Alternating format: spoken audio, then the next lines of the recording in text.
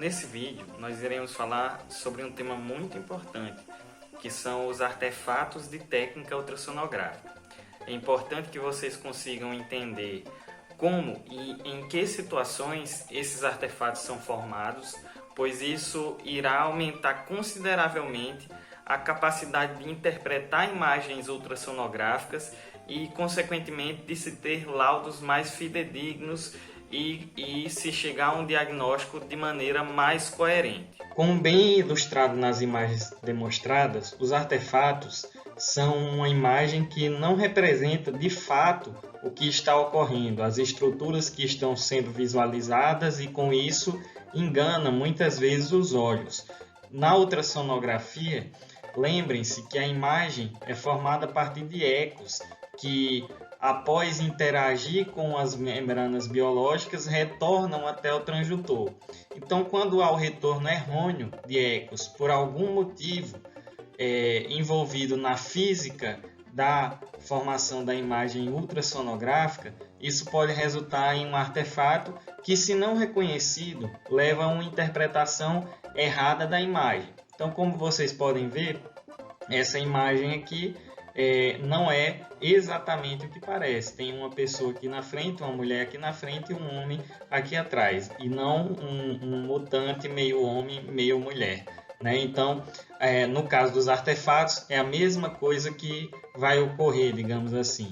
A imagem será formada de uma maneira que pode nos enganar se não tivermos a capacidade de reconhecer que houve algum ou que está havendo algum fenômeno físico que resulta naquela imagem daquela forma. É importante sempre lembrar que os artefatos podem ser oriundos de três fontes principais: fatores ligados ao ambiente, fatores ligados ao próprio paciente, ao preparo desse paciente para a realização do exame, e fatores ligados ao operador do equipamento, a pessoa que está realizando o exame ultrassonográfico. Dentre os fatores ligados ao ambiente que causam artefatos, destaca-se aquelas interferências eletromagnéticas, quando se tem inúmeros dispositivos eletrônicos ligados na mesma fonte, uma energia instável que faz com que apareçam linhas intercaladas em toda a imagem, e essas linhas se mantêm mesmo quando o transdutor não está em contato com a pele do animal.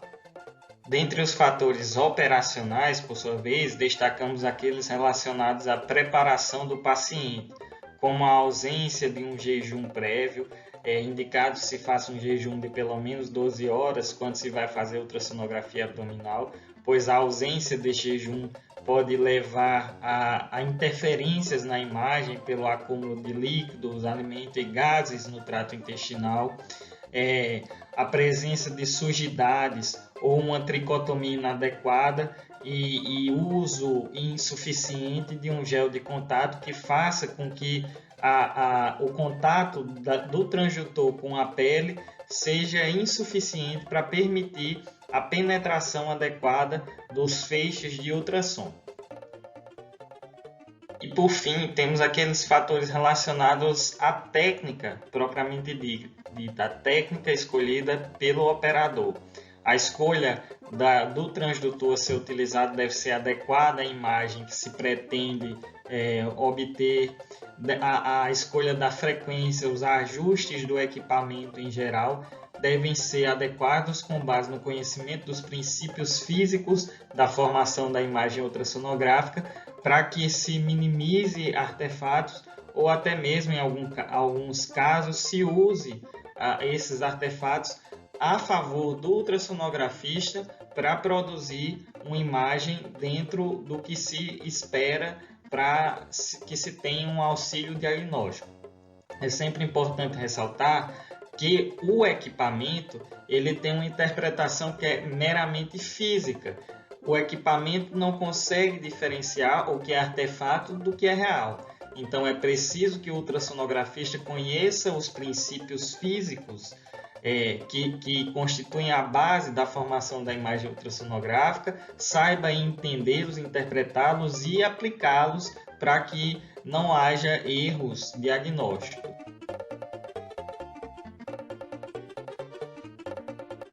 Então, antes da gente falar dos artefatos propriamente ditos, é interessante que nós relembremos do fenômeno que ocorre ao longo do trajeto do feixe sonoro e que é responsável por, digamos assim, fazer com que esse feixe sonoro ele perca a sua força, ele pare, né? Então, esse fenômeno seria o fenômeno da atenuação. E essa atenuação ela ocorre devido a 4 fatores. Então, o primeiro desses fatores é a absorção. Então, quando a onda, o feixe sonoro viaja, parte dele vai ser absorvido, certo? E essa energia mecânica do feixe sonoro, né, ela vai ser convertida em energia térmica, em calor. Só que isso é muito pouco, em pequena proporção que ocorre no ultrassom diagnóstico. Então, a ponto de causar um aumento de temperatura que seria suficiente ali para causar uma queimadura no paciente, é muito difícil de ocorrer, pois essa conversão no ultrassom diagnóstico ela é em pequena escala, mas é importante saber que parte desse feixe sonoro, dessa energia mecânica, ela é absorvida e convertida, e isso contribui para a atenuação da onda. Um outro fenômeno que ocorre, aí já em proporção significativa, e que é responsável em si pela formação da imagem ultrassonográfica também, é a reflexão. Então, quando a onda viaja, né, a partir do momento que ela passa em diferentes superfícies, em diferentes tecidos, em diferentes tecidos biológicos ali, parte desse feixe ele vai voltar, né, vai voltar ao transdutor. Então, isso vai auxiliar na formação da imagem em si. Então, parte desse feixe vai voltar de diferentes níveis ao transdutor ao interagir com os tecidos biológicos. O espalhamento que ocorre quando o feixe ele viaja e encontra uma superfície parenquimatosa, geralmente. Então, quando você tem órgãos como fígado, baço, você tem um órgão compacto com pouco espaço, esse feixe ele vai interagir com as partículas pequenas que existem ali e ele vai ser refletido em várias direções diferentes, certo? Então, esse fenômeno, inclusive, ajuda a identificar parênquima de órgãos. E a refração, que consiste em um desvio do feixe. Então, o feixe viaja em uma direção e ao interagir com diferente tecido, com diferente componente biológico ali, ele desvia-se, o feixe principal ele desvia-se em sua rota, né? Isso, até em determinados casos, pode ser considerado um artefato que faz com que o retorno desse feixe até o transdutor ele percorra um caminho mais longo, e isso resulta muitas vezes no entendimento de que aquela estrutura ela está mais profunda do que o que ela realmente é. Então, reforçando, são esses fenômenos responsáveis pela atenuação do feixe do ultrassom. Então, são eles que vão fazer com que a onda, a partir do momento em que ela viaja, ela vai perdendo a sua amplitude, certo? Ela vai perdendo a capacidade de progredir mais por causa desses fenômenos. E o entendimento desses fenômenos é importante também para o entendimento da formação dos artefatos. Então, falando dos artefatos propriamente ditos, um artefato que a gente pode destacar inicialmente é a reverberação. Então, aqui nessa imagem inicial, nós temos um feixe sonoro viajando, chegando na superfície refletora e voltando ao transdutor, que é o trajeto normal.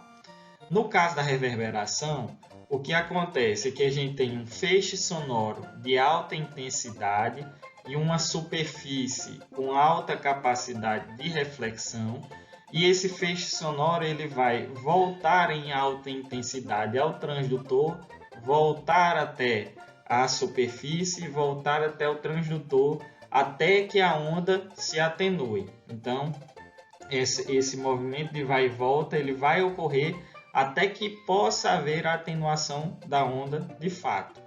E isso vai resultar em uma série de imagens ecogênicas paralelas uma à outra e próximas uma à outra.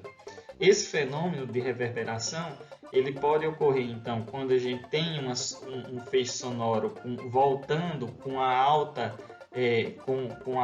energia para o transdutor. Então, quando se tem uma superfície óssea, por exemplo, uma superfície metálica, ou quando a gente tem entre o transdutor e a superfície que vai ser avaliada, alguma outra superfície, por exemplo, a presença de ar, certo?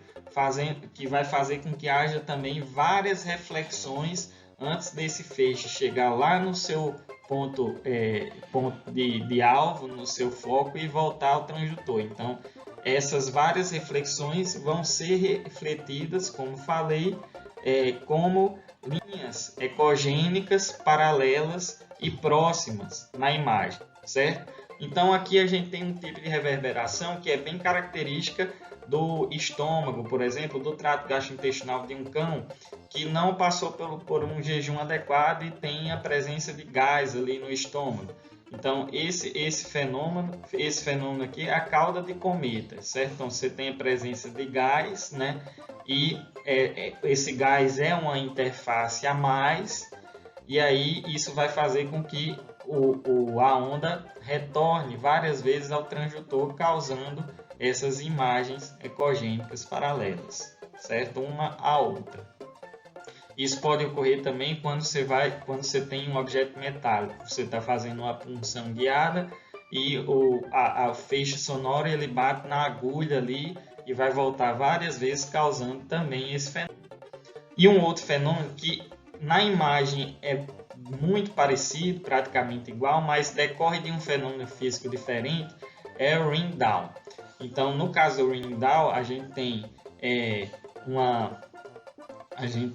deixa eu só passar a caneta, a gente tem uma bolsa, né, de gás, e dentro dessa bolsa de gás a gente tem uma pequena quantidade de líquido. Então, nesse caso do ring down aqui, o que vai acontecer? O feixe sonoro que está vindo, ele vai agitar essas moléculas do líquido, certo? Elas vão se agitar dentro dessa bolsa de gás. Isso vai causar isso vai fazer com que se tenha um feixe retornando ao transdutor, né? Aqui o transdutor, retornando ao transdutor exatamente onde tem esse gás apreendendo o líquido. Então a gente vai ter também, pequenas linhas ecogênicas paralelas aqui, não tão próximas lá como a cauda do cometa, porque o gás ele está apreendido em pontos específicos, certo? Um outro artefato de grande relevância clínica é a imagem espelho. Então, essa imagem espelho ocorre geralmente quando você tem uma grande superfície curvilínea e altamente refletora. O principal exemplo é o diafragma. Nesse desenho esquemático aqui, a gente tem a presença do diafragma representado por essa linha branca.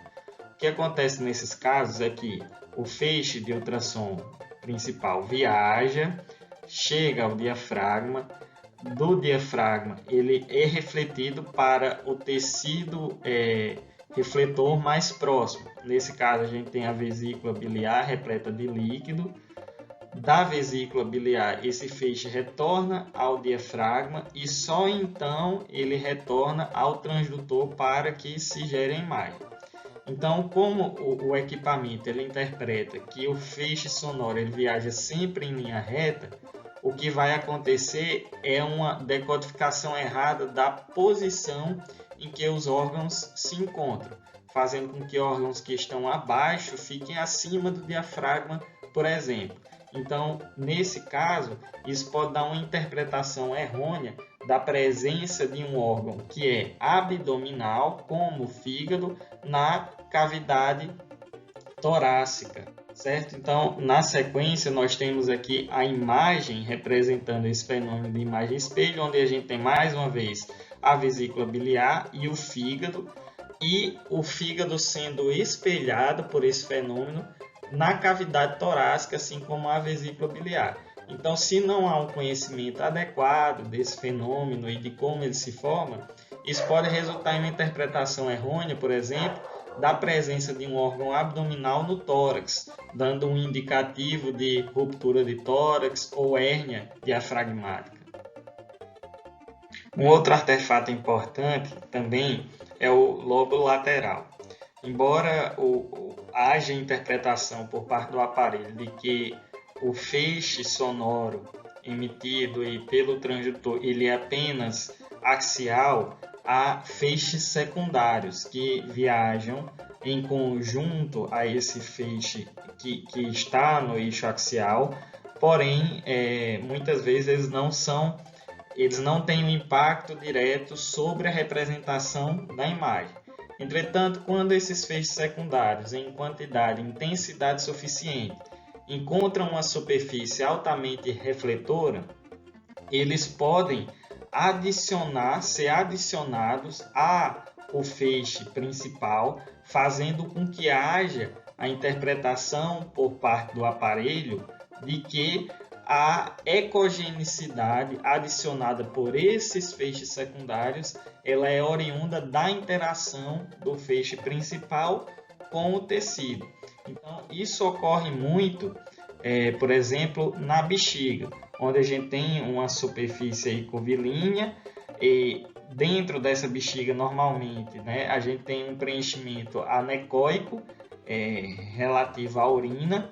E aí, quando esses feixes secundários encontram essa superfície altamente refletora, eles são adicionados ao feixe principal no seu retorno, certo? Fazendo com que se gere uma ecogenicidade que pode-se supor que ela é da interação do feixe principal com o tecido. Então, nesse caso aqui, a gente tem a presença dessa ecogenicidade representando um padrão de sedimento que é falso. No caso, não há sedimento, não há presença de sedimento concreto na bexiga. Essa ecogenicidade ela é fruto do artefato de lobo lateral.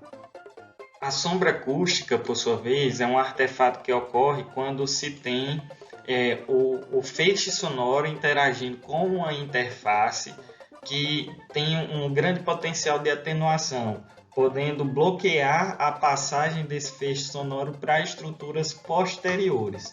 Então, isso ocorre muito também quando o feixe sonoro se depara com uma superfície óssea ou com gás. Esse tipo de artefato é importante no diagnóstico de determinadas condições, como a presença de concreções minerais, como cálculos vesicais. Na imagem a seguir, a gente tem exatamente um cálculo vesical de aspecto triangular, sobre o qual é formado sombra acústica. Essa sombra ela é formada a partir do momento em que o feixe sonoro ele interage com a superfície mineral desse cálculo e a ausência de passagem desse feixe sonoro adiante. Nesses casos, a sombra é denominada como sombra limpa, porque a gente não tem uma ausência total de ecogenicidade após essa formação mineral. A gente também pode ter a sombra sendo classificada como sombra suja. Nesses casos, o que ocorre é uma interface de tecido mole e gás, e aí há uma certa permissividade à passagem ainda de feixe sonoro, que vai fazer com que após essa região que está sendo avaliada se tenha uma sombra caracterizada por um certo grau de ecogenicidade ainda, se vislumbra algo que parece estar embaçado. E esse tipo de sombra ocorre então quando há mais presença de gás. A sombra limpa quando há uma concreção mineral ou uma superfície óssea. Em algumas situações, pode ocorrer também a presença de sombra lateral, sobretudo quando avaliamos estruturas circulares, órgãos císticos como a vesícula biliar ou a bexiga, onde em determinadas extremidades, parte do feixe sonoro é refratado ou refletido, não retornando com a mesma intensidade que nos demais locais para o transdutor, o que vai fazer com que se tenha uma sombra nessa região em que há maior quantidade de feixes refratados ou refletidos. Na imagem a seguir, a gente tem exatamente uma vesícula biliar com a presença de sombra lateral em ambos os lados, em ambos os extremos, e reforço acústico posterior no centro, que é o artefato que a gente vê agora na sequência. Esse reforço acústico posterior, do qual nós acabamos de falar, por exemplo, ele ocorre quando você tem uma estrutura que propicia pouca atenuação do feixe sonoro. Então, isso geralmente decorre da presença de uma estrutura vesical, de uma estrutura cavitária com líquido anecogênico dentro dela. Então, o feixe sonoro praticamente não sofre atenuação, aqui ele tem livre propagação, e aí isso vai fazer com que ele chegue em mais intensidade ao que está posterior a essa estrutura. Dessa maneira, ele também retorna com mais intensidade ao transdutor, o que faz com que o que está posterior a essa estrutura apareça com mais ecogenicidade ou com mais intensidade. Então, aqui, por exemplo, a gente tem uma estrutura cística, como foi acabado de mostrar, uma vesícula biliar com um reforço acústico posterior. Em muitos casos, esse reforço acústico ele pode ser usado a favor do ultrassonografista. Quando você quer chegar em uma estrutura mais profunda, por exemplo, a bexiga repleta de líquido, ela pode ser utilizada como uma janela acústica, onde o feixe sonoro ele vai sofrer pouca atenuação e se propagar com mais intensidade até uma outra estrutura que está posterior a ela. E por fim, nós temos a anisotropia, que é um artefato de imagem que ocorre muito na ultrassonografia musculoesquelética e por isso mesmo acaba sendo mais comentada quando se trabalha com medicina equina, onde a ultrassonografia do sistema musculoesquelético é bastante corriqueira. Então, na imagem aqui, a gente tem, nessa imagem da esquerda, uma imagem do membro distal do equino, onde a gente tem em vermelho o tendão flexor digital profundo, em amarelo o tendão flexor digital superficial em um corte transversal e, na sequência, o ligamento check inferior, o ligamento acessório. Essas estruturas, se vocês observarem aqui, elas exigem para que os ecos retornem de maneira íntegra até o transdutor, que a probe esteja alinhada paralelamente à estrutura, exatamente paralela. Então, quando a probe é colocada de maneira oblíqua à estrutura específica, e nesse caso aqui são muitas estruturas distais, estruturas pequenas muitas vezes, esses ecos não retornam todos com a mesma intensidade e isso faz com que a ecogenicidade de uma determinada estrutura, por exemplo, aqui do tendão flexor digital profundo e do tendão flexor digital superficial, seja perdida. Entretanto, em alguns casos, essa inclinação, essa anisotropia, essa inclinação da probe oblíqua, ela pode ser usada também a favor do ultrassonografista quando há interesse de avaliar uma estrutura específica, como a mânica flexora, que é uma pequena membrana que está entre os dois tendões. Então, você faz uma ultrassonografia negativa. Você tira propositalmente a ecogenicidade dos tendões para ver o contorno. Era sobre isso que a gente queria falar. É importante que vocês entendam como os artefatos se formam, então para isso é preciso entender como é formada a imagem e quais os resultados das interações físicas do feixe de ultrassom com os tecidos. Esse entendimento ele acaba melhorando em muito a capacidade de interpretação da imagem e, consequentemente, os laudos gerados dos exames ultrassonográficos, a segurança que o clínico vai ter ao solicitar um exame desse ultrassonografista e, consequentemente, o diagnóstico a que se chega torna-se mais preciso.